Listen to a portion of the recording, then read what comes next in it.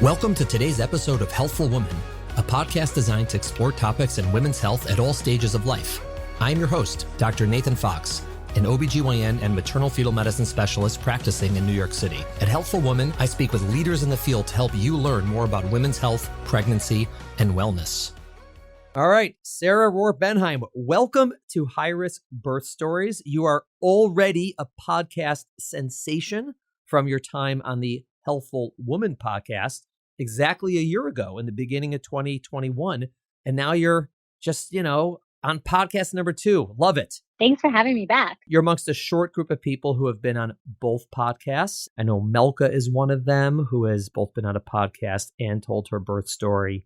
And I know there are more who I'll figure it out along the way. But you're on a short list. I think Aviva Breda also. Aviva Breda was both. Very good. Yeah. Simi from 8 Time was one.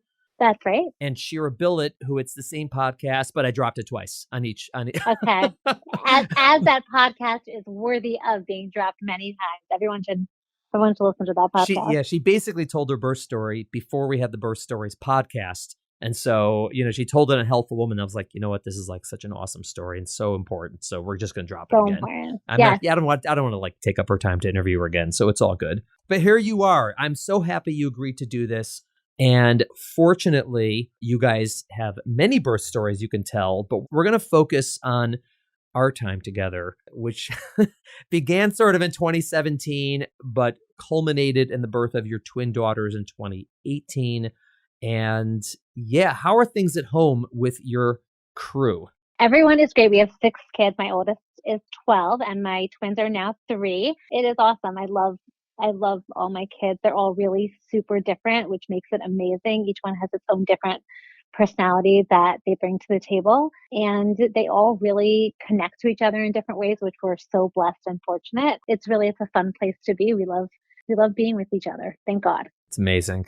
And it's loud. It's very loud. I would imagine. And we were just talking how, we're in such, opposite ends of this, parenting spectrum where your oldest is 12 and my youngest is 15 and you're getting out of diapers and I'm getting into marriages. And so it's just we're like mirror images of each other. Exactly. It's a whole other different ballgame. But the thing I've really come to appreciate, probably just from my own psychology experience, everybody in whatever it is that they're going through is it feels big.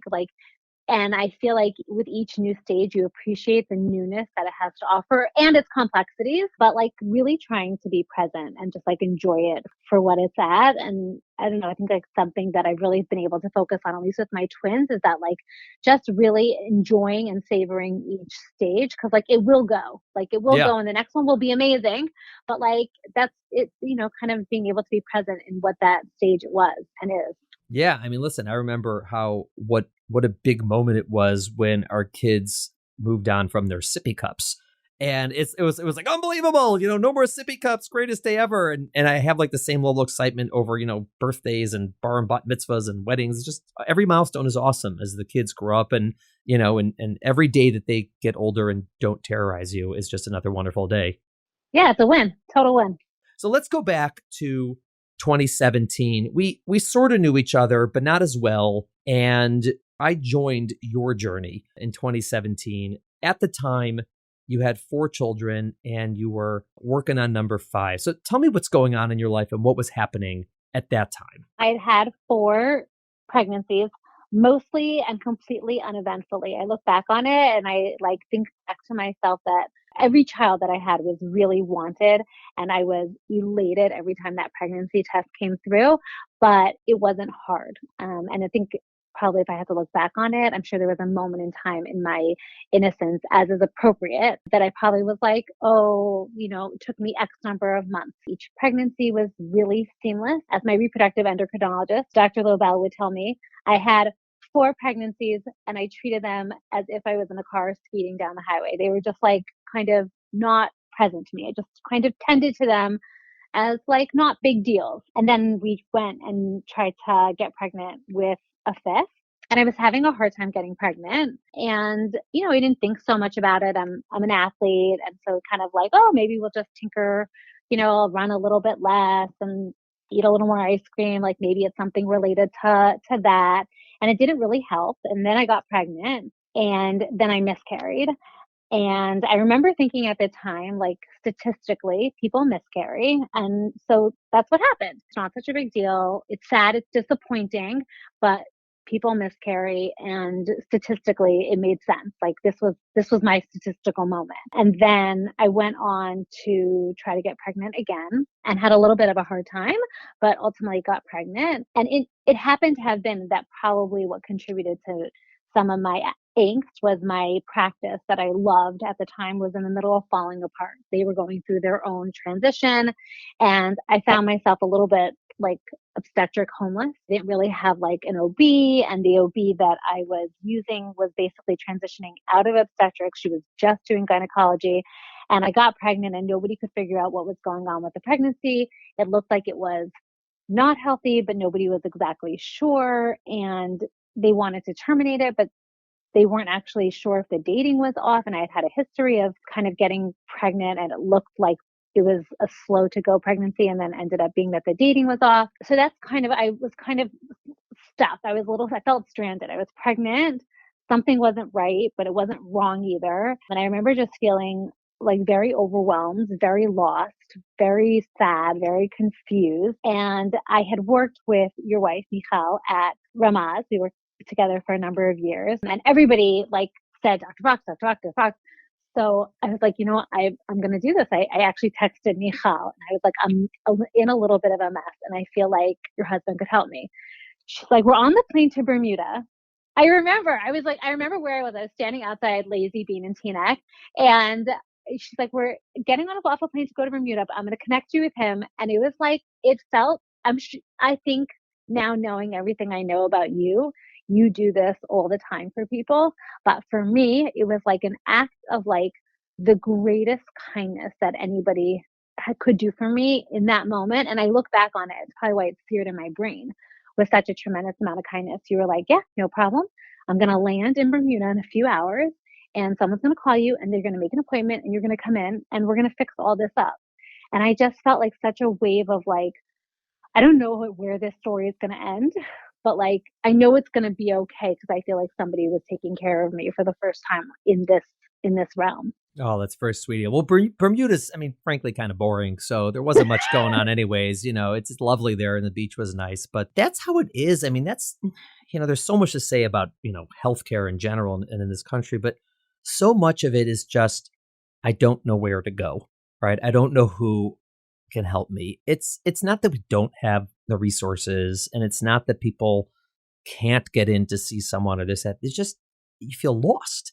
And, it's one of the reasons I feel very strongly about this idea of having a relationship with your doctor. And it's not always, are they the best in the world? I mean, it's great to have someone who's like awesome, but most of the time you just need someone who's available. That's really it. That they'll answer your call, they'll pick up the phone, they'll see you in the office and sort it out. It's priceless. Listen, I know that for my own doctors. It's not just about me as a doctor, me as a person. Like, you have a problem, you want to talk to somebody. You don't want to wait 3 weeks to get in to see someone. And it's hard. And it's not that the people who can't see people quickly are bad doctors. Sometimes they're just not in a good situation. Their office has too many people and not enough doctors, whatever it is. It's just, it's tough. I hear you. So it was my pleasure. Plus if Michal says like, you got to help her, I was like, yes, I will. Absolutely. Yeah, we were good kindred spirits in our mass. So I think also the piece, it's interesting that you mentioned that. I think that on the patient side, it's like when you're dealing with this stuff, like you don't want to sit with a pregnancy that needs to terminate for 5 days.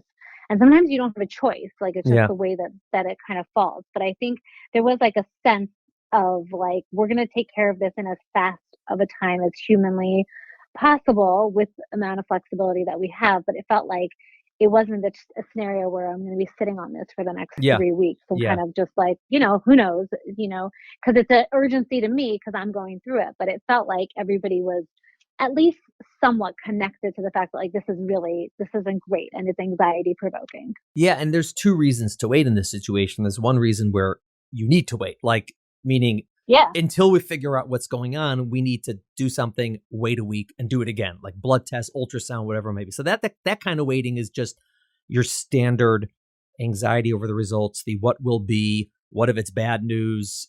Is it bad news? What's the chances it's bad news? What am I going to do if it's bad news? And that type of waiting, which is painful, but sort of just the reality. Sometimes you don't know on day one what it is. And then there's the waiting where I know what it is and we need to do A, B, and C, and we can do it in 2 weeks. And you're like, what? What are you talking about? Like 2 weeks? Like I want this done yesterday. This is crazy. And that's normal. That's how it should be. People should want things done right away. Sometimes it's impossible, but hopefully you can do it as soon as you can. But that is another difficult source, either to get the appointment or the follow-up appointment or whatever it might be. So what ultimately happened from your end? What ended up happening from my end was we went in, we got a scan. It didn't look good. It didn't look terrible. It was kind of like this could really go either way, but overwhelmingly, it didn't look like this was an overwhelmingly healthy embryo. It's an interesting piece, like as my own perspective on this has grown in my own experience, and everybody has their own experience. I, subsequent to this, got trained in CBT for infertility, and I, do a lot of work do some work in that area, not a ton of work. But I think that one of the things I think is so important is the idea that like, I kind of looking back on it, and ultimately the pregnancy terminated. I miscarried. We recognized that it was a termination. We scheduled a D&C for like a Monday, and I actually miscarried on my own at home and was able to have the embryo, the fetus, tested, and needed like a small D&C in the office also, just to make sure that there was no like leftover fetal tissue. And so sad, so disappointing, so upsetting, but I also felt like relief. Like at least I knew what it was, and then I could figure out what my next steps were to try to figure out like why I'd had these 2 miscarriages. Was it just 2 miscarriages? Statistically, people have miscarriages, and like that is what it is, or is there something else going on? You were like very much in the like appropriately in the camp of like, listen, people, like, you're not young. Like, I wasn't old, but I wasn't young. I must have been probably like 37 at the time. Like, statistically, people are going to miscarry. They're going to miscarry once. They're going to miscarry twice. You could go on to have healthy children on your own.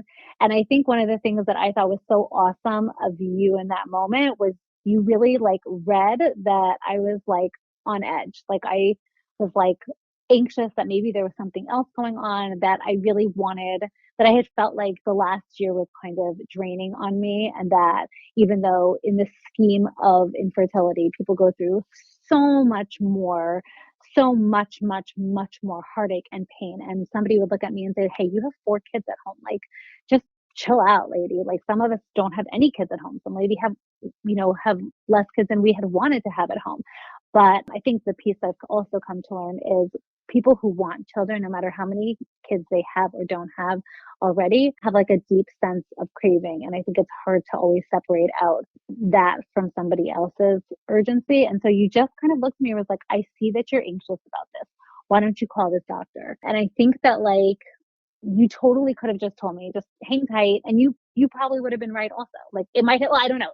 Who knows, right? It might have been fine, but I think just also giving me the option to kind of address that anxiety that I was having in the moment, like it felt like relief for me, at least. I wanted you to take our listeners into your head a little bit at that time. You have 4 children. Thank God they're healthy. You have a wonderful family. And, as you said, you're not old, certainly. In the world of pregnancy, you're not young, but you're young, right? You're young. You have 4 children and you've had 2 losses now. What was your motivation moving forward? Was it, I just really want a 5th child. This is like a deep desire. Were the miscarriages something that maybe discouraged you from that? Or was it the opposite, that they motivated you even further? I'm just trying to get, because a lot of our listeners are probably wondering, like, what are you thinking at the time? Yeah, in your like, situation? Who is this crazy lady? No, not in a who's this crazy lady wave. I'm just trying to, for people to get what you're thinking, because this is something that not everyone would relate to necessarily. Some people like 4 kids, like, God, I don't even want 4 kids. Like, and here you are with like, what's going on in your head? I think for me, and I think like I've become very cautious about this when I, talk to people. I really am very cautious and sensitive about the fact that for me, it really was a choice. Like, I look at my experience and my choice to go on to do IVF. I had ended up having 3 months of pretty non-invasive fertility treatment. I took Clomid. It didn't work. I did 3 months of IUI. That's like where they take the sperm and they kind of give it a little extra boost to head it up in the right direction, along with like timed ovulation, and everything looked like it was working. But I didn't get pregnant. And so somebody else would not have chosen to do IVF. And the truth of the matter is we had people in our lives who really didn't get it. And I really understood from their perspective. Like I had at the time a very full family. My house was very busy. And I think my husband comes from a very large family. And I think I always had a dream of a very large family. And for many people, 4 people is a large family. But I think we wanted 5, 6, kids. And I think it was something that I didn't feel discouraged about. I actually felt like sad and scared about, like in the sense of I really felt like something that I really deeply wanted felt like it was not attainable. And it made me feel very sad. That's really what it was. It was like something that I think about it often because, for people who don't know, I ended up actually, subsequent to my twins, actually getting accidentally pregnant and miscarrying. And I remember sitting there having such a different set of emotions and experiences with that miscarriage where we had just had our twins. We were actually feeling totally overwhelmed. And it was like a totally different thought process about, wow, what would it be like to have a 7th? And then when the pregnancy miscarried, we had like a real like kind of look at ourselves and be like, well, if we were to do this again, would we do it intentionally? And I think one of the things I tapped into was the idea that me, who I am, I could always have lots of kids. Like I love a busy, bustling house. I thrive in it. It like gives me such deep pleasure and enjoyment. But I know that I would feel complete not having another child, but I really felt like something was missing. I guess that's the best answer I could possibly give. It's like an internal clock almost, and your internal clock was not set at 4, right? Yeah. You did not, you were obviously very grateful and you were, joyous over your family, but you didn't feel complete yet. Totally. Yeah. And that it's hard to sort of pinpoint why that might be, or hard to sort of predict what that might be for somebody. And for everyone, it's different. And you didn't feel that way at 4, and you did feel that way with 6. And okay, that's just it. That's the reality, right? There's no explaining it, but it is fascinating. So you decided to do IVF. You've obviously never done that before. What was that like for you? Because it's so different, obviously. It's such a new world. Was that something you found very difficult? So I have to say, thank God. I actually felt, again, interestingly, I felt like relief when we decided to do IVF. I was like, we did 3 months of this, as you know, because I was going back and forth and like I was almost ready to pull the trigger like a month earlier. And everybody was like, just stay the course. You do your 3 months. If that doesn't work, you move on to your next treatment. I did 3 months. I did 3 months of each treatment and it didn't work. I actually felt like with IVF, I was like, okay, this is a plan. Like something is happening. We don't know what's happening. And this seems to be like something that is concrete, actionable. It may work, it may not work, but it felt like it was like it had a direction, it had a course, and I felt like very grounded in it to some degree. I felt very hopeful. I felt very grounded. And thank God, I think probably because ultimately probably what we realized in our process was that something had turned with some of the embryos. Like I made a ton of embryos for my age and for, all things being equal, but like less than 50% of them when we tested them were healthy. And so it seems like there must have been something like that genetically just kind of, I don't know, we kept rolling the dice and landing the same unhealthy embryos. It could have been age, it could have been anything, but in some ways I felt like very relieved by the fact that we ended up going through the IVF process. I didn't find it, I thought I would never be able to give myself shots. And I think for me, at least, and it's the only way I can speak about it, because I think that everyone's experience is so different. The emotions they bring to the table, the anxieties they bring to the table. I think for me, it was okay because it felt like it had an action plan. And so it was an okay process. You were a great match for Dr. Lobel, and she was a great match for you. I mean, it really, because sometimes people go through the IVF process, and for better or worse, no one's sure who's driving the bus there. Sometimes, it's just like a snowball that's rolling down, like an avalanche, just keeps going. But I thought that, you and Dr. Lobel are both very good communicators, let's say. I I was imagining a fly in the wall, the two of you having conversations in there. Exactly. It was good times. We like appreciated, like just really it was like a very positive experience. She's very, very special. She's very good at what she does. Yeah. And she's very personalized. So I think like that was like tremendous Yeah. for me at least. How surprised were you when you found out it was twins? Okay, so here's the thing. I will say this. I have to say, I have to be very transparent.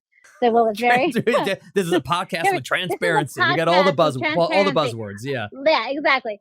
So it happens to be that when I went to put the embryos back, it was actually interesting. First of all, we were back and forth, like, what will it be? Like, will we put back, like, if we get the option, girl, boy? In the end, only my girls were healthy. All my boy embryos had like real genetic stuff going on with those that they were tested that didn't match.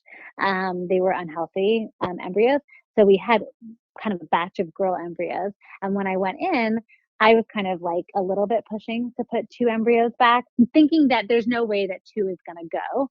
And the embryologist there was like really not in favor of it. She was very like, I think this was like the tail end of like the tides were turning. They were not putting back 2 tested embryos as a general rule. Like it was really not a go. She was like, I'm going to do it. And I was like, and I actually remember saying this to her, do you think we should put back 3 just to really cover our bases? And she looked at me and said, you are so lucky I'm putting back 2. Like, you have no idea. She's like, don't even talk to me. But so you know what trouble I'm going to get in here? Exactly. She's like, you can't even imagine. But I just want to say that I think something that at least I've held on to in this process is that you have to find silver linings wherever you go, because if you don't, you'll just feel like life's beating down on you. And I look back and think about the fact that it was so easy to end quote unquote natural with my first 4 kids, like I never even saw this whole process. It was just like the first time I even had a glimpse of their existence was like that heartbeat on the screen. And before that, with some of my older, like the heartbeat that I heard, I didn't even see it on the screen.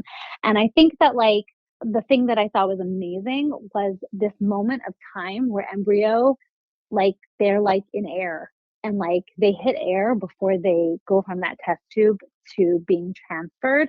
And I think it's like a very powerful, and for me, it was like a very spiritual moment. I talked about this actually at my girls' like party that we gave after they were born and healthy and had come home. Like this idea that like, I wish all my kids well when they get into school. It's like a moment in time where I like gave them a little bit of a blessing, like be nice to each other, don't kill each other on the inside, which did not go well, by the way. Like one beat up the other one. That was clearly like totally a no-go, but I think it's a very powerful moment. And so everything has its challenges, but everything has its potential to have its blessings also. And I feel like trying to look at that is like really at least helpful for me and maybe helpful for somebody else. Wow. All right. So there were 2. So there were 2. So when we went back, actually, my blood work came back crazy high. And my husband was like a little bit he was on the fence about this idea of 2. And I was like, don't worry, it's not going to go. Like we just had 6 months of fertility and 2 miscarriages. Like I'm sure it'll just be 1. And then like the HCG numbers came back crazy high. He's like, I thought you told me it would only be 1. I was like, I don't know. Like, this is not my field. And then sure enough, there was 2. We were really excited. I think that like when I look back at it again, I don't think I totally appreciated like the fragility of a twin pregnancy. I was recently listening to the podcast you had on the Healthful Woman and thinking about like all the moving steps, which you told me about twin pregnancies, and most of it's like not a big deal. And then there are pieces of it that are just really different. Like the nutrition is different, like just certain aspects that like, I don't think I totally internalized. I kind of was just like, okay, it's like a single pregnancy, except there's 2 of them. Like what could go wrong? Everything. What could possibly go wrong? This is going to be great. And then there's also some interesting give and take regarding your exercising with the twin pregnancy, particularly early, and you got outed and shamed. Oh, I got outed and shamed. Dr. we had a major clearing. So as you pointed out, me and Dr. LaBelle both have very strong personalities. We both have a lot to say on a lot of different issues. You were just being nice. I've exercised through all my pregnancies, and my previous doctor was like, you could stand on your head. You can't control pregnancy. And Dr. Lobel is like very much like, until you are like, I don't know, she had it like 10 weeks or something, you basically are like shy of flat on your back, which is like a non-starter for me. I'm like an active person. I run half marathons. I'm a big runner. And so somebody spotted me running and like kind of outed me to my reproductive endocrinologist. She called me screaming at me on the phone. We totally made up. And I then subsequently called you being like, I know this is fine. And you're like, just do whatever the heck she says. You just listen to her. I was like, you're under her jurisdiction. You're under her jurisdiction. I was like, also though, I might have to wear like a baseball hat and go in hiding.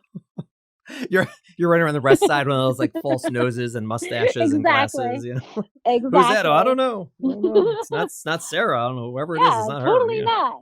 Like I just didn't even appreciate it. Like I think the day before I gave birth to those twins, so the day before my water broke, I probably ran I could look it up, 8-9 miles. Listen, I'm not blaming myself, although I've done a lot of that over the years, because I think that like it's a tendency that moms have to do, which is like they're owning every last step of how their pregnancy goes. And like, it's a normal thing to do. But like, if I could go back in time, like I probably would have been a touch more conservative. I mean, listen, I'm a big fan of exercise in pregnancy, even for twins. I think we didn't wrestle quite as much as you and Dr. Lobel did, but we had, maybe like an arm wrestle, I would say, not so much a cage match. You weren't doing anything crazy, and I have no idea if your running had anything to do with your water breaking. The answer is probably not, probably unrelated, I would say. But yeah, everyone always feels guilty if something like that happens. Even after, we'll talk about this, but even after your water broke, you were active, and it's not like they fell out of you. It doesn't work like that. So yeah. So tell us, just in general, other than getting in trouble for exercising too early, how did it go until, as you already said, your water broke? Until that happened, how were things going? Totally smooth. I was like, literally, like, why are they making me come into this office? Yeah, you were very annoyed. Times? You had to come every 2 weeks. And I kept telling you, you're coming every 2 weeks. Stop complaining. Yeah. I was like, this is insane. Like, do people expect people to like get other things done with this? Like, it was like really crazy, but they were fine. They were totally fine. They were growing. They were on target. Everything was fine. I had a very normal, easy pregnancy, just like my other 4 pregnancies. I really didn't think about it. It wasn't like it was harder for me. The only, I think, twin hiccup was like my iron was low. Okay. Fine. That was it. It was like a nothing. And I didn't even think twice about it. It was like really smooth sailing. Right. So tell us what happened when your water broke. My kids still talk about this to this day. Like my youngest child, they'll be like, do you remember when your water broke? I'm like, thanks guys. And they'll walk through it. It's like the most fascinating thing, probably because it was scary for them. It happened to have been a Friday night. And I had just lit Sabbath candles. And I went to the bathroom and I was like, oh my God, I think my water broke and my husband wasn't home. And I remember I've never been so panicked. Like my heart sunk. I can remember exactly the feeling I had. And I was 31 weeks. 31 weeks. I was 31 weeks and it was a Friday night. I literally remember walking out to the street looking for him and like screaming his name. And like, I was hysterical. I was like in a panic. We called the service and Dr. Malko was on. We went to the hospital and indeed my water had broke, but I wasn't in labor.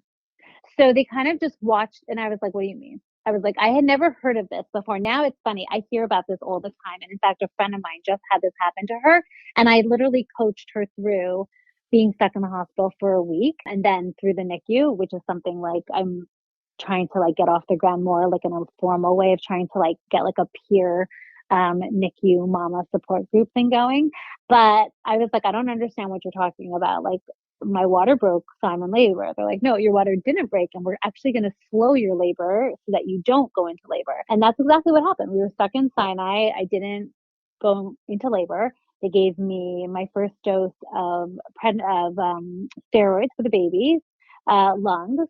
And they measured them and they were doing fine and they monitored them and they were doing fine. I think I even got magnesium because I was on the cusp and I actually didn't have an adverse reaction to it, even though everybody says it's awful.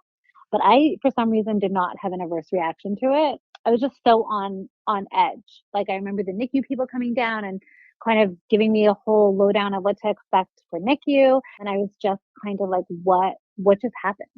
Actually, that's really how I felt. I was like, what just happened? And then I was stuck in Mount Sinai for a week. So they're basically like, you're going to be here until you give birth. And I was like, I'm sorry, what? I have 4 kids I have 4 kids at home.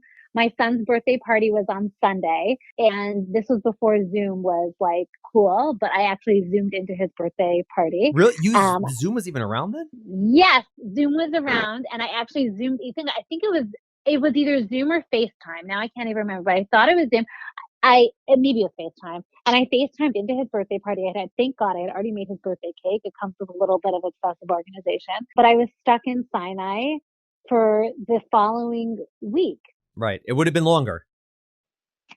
It would have been longer. We would have gone up to about 34 weeks probably had you not gone into labor. I was like staring down the barrel at 3 weeks, and I wasn't really contracting, and it was kind of like I was doing nothing. Like everyone was fine. They kept monitoring the babies. My water that was broken was continuing to replenish, and I was actually seeing clients. I would like get up and do. I remember having a total panic attack. Let me be very clear. I'm saying this very transparently to share with people. It's interesting when you tell people that being stuck in a hospital for however long you're going to be there till you give birth is awful. Everybody who's experienced it that I know says it's awful, but when you tell it to somebody else who's on the outside, they're like, it doesn't sound so bad. Just like get a book, like enjoy your quiet time. I'm like, this is not quiet time. This feels really anxiety provoking and like unnerving and like a loss of freedom, and you're like stuck. Yeah, it's not a hotel. It's more similar to a prison than a hotel. It's more similar to a prison than a hotel. Yeah, I mean, they're friendly. There's no, you're Yeah. not gonna, you're not going to get, beat up in the yard or anything like that. But it's you can't leave the floor. You have people come in your room all the time. You don't have, it's not truly quiet. You don't really have privacy. You're worried, half the time. It's not like you're not there for any pleasant reason. You're like, oh, I could deliver at any time, and you got stuff going on at home, and people have work and responsibilities. It's hard. It's very, very difficult. Yeah. And it's hard. And you're also like toggling. You said it to me so perfectly. The whole week I'm sitting there, like you're like, statistically, if you make it to 24, then 24 hours after your water broke, then statistically you can make it to 48, but you're not going to make it longer for a week. And I remember you came up on Thursday. I'd already been there for almost a week. And I had like a system for like how I kind of survived the week. And in retrospect, it kind of reminded me of like a little bit of like quarantine preparation. Like I would get up, I would like hoard toilet paper. Yeah, I would start hoarding toilet paper. I would like think of all the activities exactly. Hoard toilet paper. You never know what else you needed to save back then. It kind of like created like a real routine for myself. Yeah, you were exercising. You were like power walking. Yeah, yeah. I was like, I'm gonna go crazy. Who's that nut job doing laps on KP5? I was like, oh no, that's Sara. That's her. Dr. Lobel's mad at her. She's mad at me. My actually OB who I ran into, my old OB on the floor, she's like, what are you doing up? I was like, I have clearance. I have not given birth. If I sit in those 4 walls, I'm going to lose my brain. I put in a podcast. My husband brought me like hand weights. I would literally put on my sneakers and I power walked down the hall. I made friends with lots of people. Power walked just down the hall. I think I had a clock. I thought it sounds crazy. And like, I promise you I'm a sane human being, but like, I literally was like, I'm going to go crazy here. So like, I have to do something. I actually, if anybody's ever been on the Sinai antepartum floor, which I don't wish it on anybody, it's a dreadful floor. But I had in my head designs of how they could do it better. It's like Back to the Future. I feel like you're back in 1962. Like, oh, this is what tiles looked like then. It's the floor they didn't get a chance to renovate yet. It's lovely people there, wonderful nurses. Everyone's delightful. It's just aesthetically, it's okay. Awful. It's interesting. Yeah. I remember telling one of the somebody who was there from Sinai who came around, I was like, if you need new design ideas, like I've spent a week on this floor, I have some ideas. I'm like, I think you could push it out here and like just put a few. They literally were like, oh my God, we can't handle you for another 2 weeks. Like, God help us. Wait, so you were saying that I came in on Thursday? You're saying you came in on Thursday, and like the whole week I was there, and I think this was something interesting. Just a friend of mine, I was talking to her about it. You sit there toggling in your brain. I should stay pregnant because I'm doing good by my twins or by my singleton, whatever you have going on. You feel a tremendous amount of pressure as if it's in your control, which it's not. But you fantasize that it's in your control and that if you wish to get the heck out of here and give birth, that somehow you're betraying and not taking care of the baby or babies inside of you, and that you're being selfish to yourself or to your other kids at home. And I think it's like a very tricky place. And you came in on Thursday and I kind of was like in an okay place. I was kind of like feeling like, look, I made it all the way to basically 32 weeks. I was 32 weeks, I think either Thursday or Friday. And that was like a big cutoff for twins. And I was like, I guess I can make it another 2 weeks. And you looked at me and said, but would you want to? I was like, what? You were like, would you want to? Do you want, look at your, basically you were like, look at your existence here. Like, do you want to live like this for another 2 weeks? And I was like, oh, I don't think so. You're like, yeah, it's okay if you don't. It was like such a relief and a relief of like responsibility for myself that like, I'm going to do the best I can. But like the fact that this is not, that this is unpleasant, and the fact that I'm stuck sharing a bathroom on a 1970s Mount Sinai floor, although I did have a nice park view, like it's not away from everybody else, like out of routine, trying to cobble together, losing work time that like I wasn't planning on taking off yet. Like it's okay that this really stinks. Yeah. And that you could want it to end. Yeah. A broker might call it a beautiful pre-war park view studio. Yes. Exactly. Yeah. Mm-hmm. High With ceilings, a shared bathroom. high ceilings. Yeah. Yeah. You know, it's good. No, I did bring in a plant. I told my husband, I was like, get me a plant. I was like, I don't care what it is, cactus, something. Yeah, something alive. Something to make this place look alive. It's no, but it's true. People feel so much responsibility and guilt, and it's not in your hands. It's not your fault your water broke. It's that you have no control over when you're going into labor, when you're not. And like you said, on the one hand, you wish to stay pregnant as long as humanly possible. On the other hand, every part of your brain is like, get me the hell out of here. I just want to go home. And that's normal. That's okay. There's nothing wrong with that. This is the competing parts of our brain, and that happens all the time. And it's all good. And plus, as we said, it's totally out of your control, and you went into labor the next day. And anyways, I went to labor. But I think the other piece, just by the way, is, and I often think back on this, is I think there was like a part of me also that was very much like sad and mourning the fact that like this also couldn't go smooth. Yeah. I think I kind of had felt like I was like, had turned a corner and everything was going easy. And I had a twin pregnancy that was going easy. And I was feeling so lucky and blessed. And like, I know that twin pregnancies could go south, but I was like, mine's fine. And then I kind of was just like a really kind of wanting and craving for this to just be like smooth. And like, I was a part of me, even like I look back on it and I was like, oh, it's like sad for me that was my last labor and delivery experience. Cause I was like, it was so crazy. It was so crazed. It was a little traumatic. And I was just like, like, why it would have been nice if that could have gone smooth. But then I wouldn't be here because it would be a really boring story and only a semi-boring story. Because like it happens to people all the time now. I hear people all the time like, oh yeah, my water broke early. Like I was stuck in that awful building in Sinai. It happens. It happens with twins more commonly, as you would imagine. But how important was a vaginal delivery to you? Which is what you ultimately had, so that's great. I did, which I will credit maybe the running too. Why not? Okay. We gotta throw it a bonus. And also I was in really great shape. I delivered them super smooth and easy. I think I really was at a place in my head where I was like, just healthy baby. I think at that point, actually, probably I was ready for a piece of this to go smooth. So I think that like probably if I'd had a C-section at that point, I could have seen it throwing me over the edge because I was like, you've got to be kidding me. And it's also hard because especially, when you're 32 weeks, the babies are likely going to be in the NICU for some time. And if you're going to be going back and forth to see them every day and you're recovering from a C-section, it's really hard. It's painful. I mean, it's hard enough after a birth, but after a cesarean, it's not pleasant. It's really hard. And you're going to be coming every day. And then you're really going to feel guilty if you can't come. And then you're in pain. And it's probably a bigger deal at 32 weeks than maybe at 36 or 37 weeks when you're all home together, I would say. It was like a real blessing, but like I really, in that sense, again, I have great pregnancies. I'm in great shape. And so like giving birth is kind of just like, it's like an incident for me. And so I just kind of like move on, literally. And so I like to have had to start recovering in a real way would have been, we always joke in our small family. Like anytime my husband looks more tired, I always take a picture of him sleeping after labor and delivery.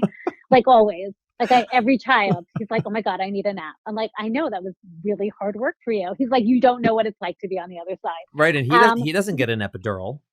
So he does exactly. That is exactly. He doesn't what get a comfy bed. He gets he like a doesn't get chair. a It's like a comfy folding bed. chair. Yep. Exactly. So he definitely needs a nap. Yeah, It's yeah. very hard work. Shout out to the dads, to the partners. Absolutely. It's not easy. And as I recall, for your birth, I think every single doctor from our practice except me was there. Is that right? I think there was like 9 hands delivering these babies. So I will say this. This was like actually crazy. Dr. Silverstein came by in the morning.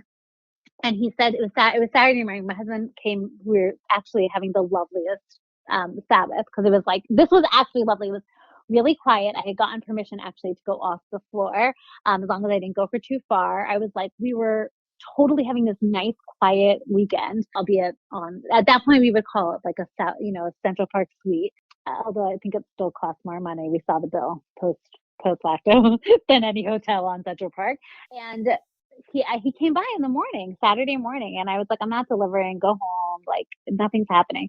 And we walked over to the pavilion, and like I was uncomfortable, but I was just like, yeah, I'm uncomfortable. I'm 32 weeks pregnant. My water's broken. Like I really didn't pay attention to it. I was like, I have a high pain threshold. I really didn't think twice about it. My husband was like a little concerned, but the funniest part is I got back onto the floor, and the nurses, who I loved, were like, it's so weird. You've been walking these floors all week. You've been clearing 8 miles a day on our floors. Like, you're walking very slow. This is really weird. And I was like, I'm not so comfortable. And they're like, we're calling whoever was on call. So they call up Dr. Friedman. Dr. Friedman, God bless her, poor thing. She must have been newish to the practice, right? I think she's new to the earth. I mean, she's she's young. So. She's young, right? Okay. Yeah, so, but in her defense, amazing. yeah, in her defense as an obstetrician, she's amazing and she has little hands. So you're definitely going to appreciate her over Silverstein at that time. Yeah, it was amazing, and she had a lot going on that day. And sure enough, I'm sitting there like, this was the irony. When I asked to go home on Sunday, I think I saw you Sunday or Monday originally when my water broke. I was like, just let me go home. You're like, you'll deliver on the side of the road. Like, you don't understand how fast this goes, and then this will be so bad. And I remember kind of rolling my eyes, like, yeah, like how fast could it possibly go? He's so like, full of it, Fox. He's so full of it. He's just trying to keep me here. And sure enough, actually, I was going to be the only person who had been on the floor for an entire week waiting to deliver, and only end up delivering in like dress clothes. I was literally like in like a dress and like tights.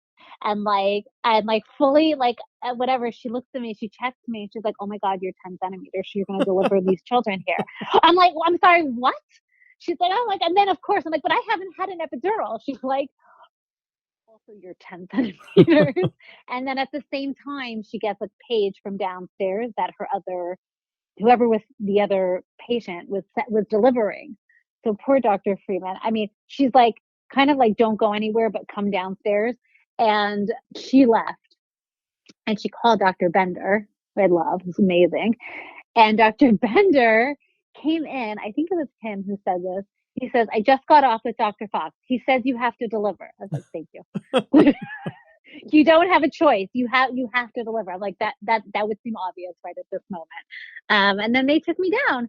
And I remember, actually, I was just talking about this with somebody else about the power of nurses. I remember they were scanning me one more time to make sure that the babies were head down before they took me to the OR. And they were attempting to get some form of a small epidural in me, although I did walk into that OR room. And I remember panicking. I remember having this moment, and like, I looked at the nurse, I said, 32 weeks is just too early. Like, babies aren't meant to be born at 32 weeks.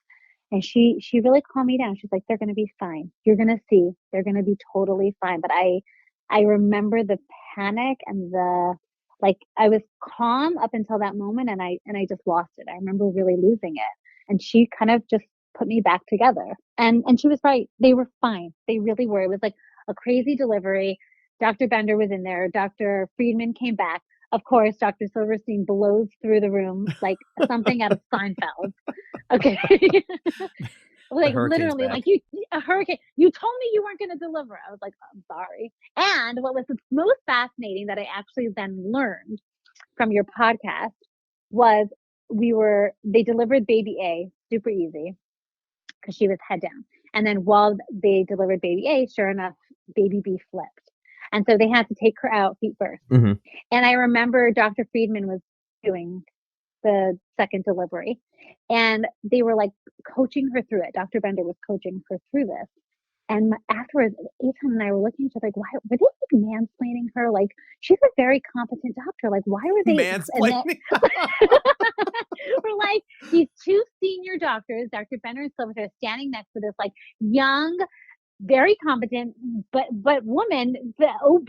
I'm like, what the heck is going on here? Like, let her do her job. Only then did I realize afterwards, like it's when I was listening to these podcasts, I'm like, oh, like this is legitimately what this practice does because like it's very hard maneuver and they're teaching her how to do it. And it was very funny, but we were like, oh, that's what was happening. But it was like, yeah, we're like, what is happening here? Like this seems very unprogressive. What is going on? It was like a packed OR. It was like tons of people. We had no idea what was going on. Of course, Dr. Silverstein comes out. He's like also the photographer because there was really nothing for him to be doing at that point. And they were fine. That's the truth of it. Like they were really fine. They were small. They were both like basically 2-pound small babies. They were on CPAP. One of them was like a NICU superstar, like didn't Brady, didn't do anything. She basically like came out smiling and pink and stayed that way for the 2 weeks that she was there. And the second was who was my baby A, was like much more smaller, much more fragile. But I will say this to everybody and anybody, the NICU team, all my doctors told me this over and over again. A healthy, uninfected 32-week-old is better than than an infected 34-week-old. And like, I'm so blessed that I delivered at 32 weeks, not just because I had to get out of there, but also because they really were like, they weren't infected. They were so healthy. They were on CPAP for a little bit of time, which helped them kind of like blow air in their lungs to give them a little bit of extra lung support. So they weren't working so hard and they were awesome. They were great. It was an amazing NICU. It is an amazing NICU. The doctors are amazing. And we were like, they came home by 35 weeks. One was really ready to come home, to be honest. And we look back at pictures now of my baby A, who ironically, her name is Ayala. There's like a subconscious thing about baby A's naming their kids with an A name. Like it's like a thing I was reading about afterwards. Like you don't even recognize it. And she totally needed a few more days in that NICU. Like I can't believe they let us take her out, but they did. Right. My baby A is Noam with an N. So yeah. Okay. There goes so that. No, sorry. There goes that. Looking back, they're 3 years old now. Thank God you have, they're well. You have, as you said, big family, 6 kids.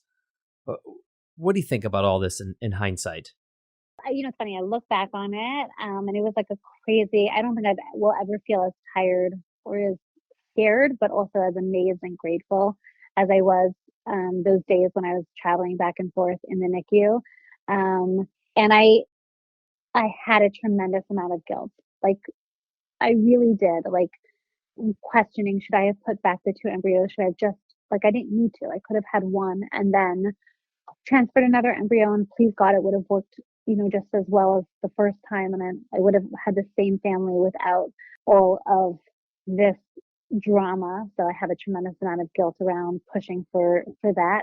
But then I look at them and I look at their special bond and their special relationship. They couldn't be more different than they just started school for the first time. And they're, from their personality to their looks, they are 2 totally different kids. They fall into different parts of my family, but they have a very special bond. And when I watched them walk into that school building, kind of holding hands, like there's nothing like it. And I watch the way all the other kids take them in. It's amazing. And it's funny. Now one of my younger kids is like, when are you going to have another set of 2? I was like, guys, I think like they're like, and when you do, can we get a boy in there? Like my kids are kind of have like a different mindset around some of this, but my kids also know, like we talk about a little bit, like one of my oldest daughter definitely remembers like a time when I was like fatter. And so she like is tuned into it. And I think we're very sensitive, much more in this family, to the fact that not everybody has babies easily or as many as they want. And the way that we talk about it is different, and being very appreciative for the family we have. So I think we're very mindful. I think some people look at us and are like, oh my God, what car are you going to get next? And I'm just like, thank God we have, a car problem. I never take it ever take it for granted, even when we get our tuition bill. It's like, it's just a blessing. I think that for me, like, there's nothing else to say for it. The best way I could possibly think about it. And I do acknowledge the fact that these last two probably in a different way have a different place in my like being, just because of maybe the way I perceive them as fragile. When they, on their first day of school, I was like a basket case. I was like literally crying. And the principal said to me, we're giving them back to you at the end of the day. Like, it's like, we're not keeping them forever. But I did. I felt like I was really dropping them off, and they have a piece. There's a piece for me that they just feel a little more fragile and a little more sensitive, and they're not, but it's my perception of it. So it's something that kind of stays with me. And I think it's like, yeah, it's something I think about. Like when I think back on that time, I can really put myself back there, because I think I thrived in it. And I did well in it, but I think it was hard at the time, which is why I'm going to make a plug for this in a second, is that I'm really I was really fortunate. A friend of mine, actually, the same thing happened to her. Her water broke a week after me, and she was 31 weeks with twins, and we became fast friends. And I remember kind of like coaching her through that and through the NICU. And my sister-in-law had really early preemie twins. And they're like in like the 20-weekish, like I think they were 28 weeks, 27 weeks. And I remember her coaching me through some of the NICU stuff. And I think that like for anybody who thinks that they're going to have a NICU stay, like reach out for a mom who's gone through the NICU, because I think like their insight's invaluable, even if it's just somebody who understands you, who gets what's going on, and like who can make you feel like whatever you're feeling, it's like a reasonable, legitimate thing. It's exhausting.